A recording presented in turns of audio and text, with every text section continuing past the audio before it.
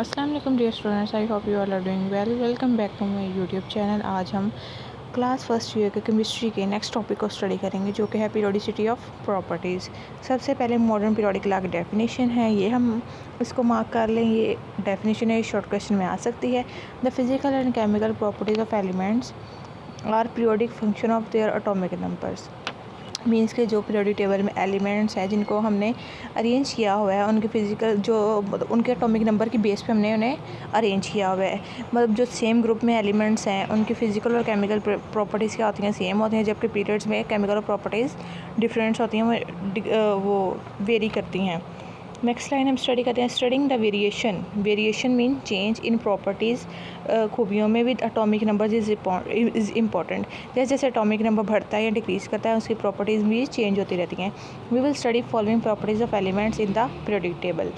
Properties of elements in the periodic table. सबसे पहले property में हम एटॉमिक रेडियस को आज हम स्टडी करेंगे इंशाल्लाह। नेक्स्ट फिर हम आयनिक रेडियस स्टडी करेंगे। एक सबसे पहले लाइन को हम स्टडी करते हैं। Let's start. The atomic radius is the measure of the size of atom. Next line पे इसकी डेफिनेशन है, जो मैं भी पढ़ने लगी, इसको मार्क कर लें, जो रेड लाइन में लिखी हुई है। It is half of the distance between two identical atoms bonded together. Atomic radius क्या है? जो दो बॉन्डेड एटम, मतलब दो एटम्स है जो सेम टाइप ऑफ एटम के हैं, जो वो दो बॉन्डेड एटम्स है, मतलब एक दूसरे के साथ उन्होंने बॉन्ड बनाया हुआ है। दोनों एटम्स के न्यूक्लियस में जो डिफरेंस है ना, उसका हाफ, उस डिफरेंस का भी हाफ क्या कहलाता है? Atomic radius. इस डेफिनेशन को मैंने अभी एक्सप्लेन कर दिया है, आई होप आपको समझ आ गई होगी। Let's read the next line. The atomic radius can vary depending on the type of bond, covalent and metallic and van der Waals forces, and the state of atom. For example, the radius can be different in covalent bonds compared to an ionic bond. The atomic radius is typically measured in picometer और angstrom. अभी जो पढ़ा है मैं इसको आपको बताती हूँ। जो मतलब एटॉमिक रेडियस है वो डिफरेंट बॉन्ड्स ऑफ टाइप पे डिपेंड करता है। जैसे कि आयनिक रेडियस वो सबसे स्ट्रॉन्गेस्ट बॉन्ड होता है, तो मतलब उसका एटॉमिक रेडियस जो एटम्स आयनिक बॉन्ड से बाउंडेड हो गए तो उनका एटॉमिक रेडियस कम होगा, क्योंकि वो स्ट्रॉन्ग फोर्सेस की से अट्रैक्ट हो रहे हैं। जो कोवलेंट बॉन्ड होगा वो उससे वीक होता है आयनिक से, तो उनका एटॉमिक रेडियस क्या हो जाएगा? इंक्रीज़ हो जाएगा। अब हम इसके ट्रेंड्स को स्टडी करते हैं। Periodic trends in the atomic radius. सबसे पहले ट्रेंड्स में सबसे पहले इसके लिखे हुए फैक्टर्स, इसको अंडरलाइन करेंगे, शॉर्ट भी आ सकता है।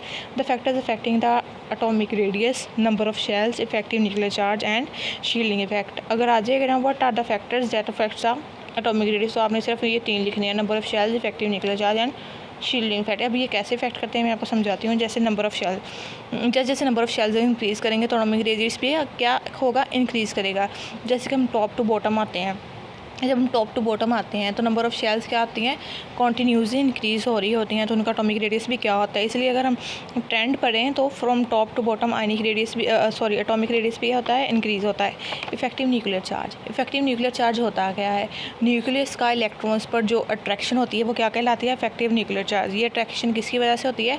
प्रोटॉन की वजह से। प्रोटॉन एटम के न्यूक्लियस में प्रेजेंट होते हैं, तो वही जो अट्रैक्शन इलेक्ट्रॉन्स पर देते हैं, उसको जो इंसर्ट करते हैं इलेक्ट्रॉन्स पर, वो इफेक्टिव न्यूक्लियर चार्ज होती है, और ये प्रोटॉन्स की वजह से ही होती है। And shielding effect, shielding effect क्या होता है? शील्डिंग इफेक्ट जो होता है, इफेक्टिव न्यूक्लियर चार्ज जो वैलेंस इलेक्ट्रॉन तक है ना, वो डिक्रीज, जो इनर इलेक्ट्रॉन है वो इफेक्टिव न्यूक्लियर चार्ज को वैलेंस शेल तक पहुंचने को में रिपल्शन पैदा करते हैं, मतलब उसको डिक्रीज़ कर देते हैं उस अट्रैक्शन को, तो ये शील्डिंग इफेक्ट कहलाता है। मतलब इफेक्टिव न्यूक्लियर चार्ज उतना नहीं होता वैलेंस शेल में जितना इनर शेल्स पे होता है, तो वो किसकी वजह से शील्ड हो रहा होता है? इनर इलेक्ट्रॉन की वजह से। तो वो effective nuclear charge valence electron तक कम पहुँचता है, जो इनर इलेक्ट्रॉन से शील्ड हो रहा होता है वो शील्डिंग इफेक्ट कहलाता है। आगे फिर अगर हम इसके ट्रेंड लिखे हैं generally, atomic radius decrease across a period. Atomic radius across a period क्या आता है?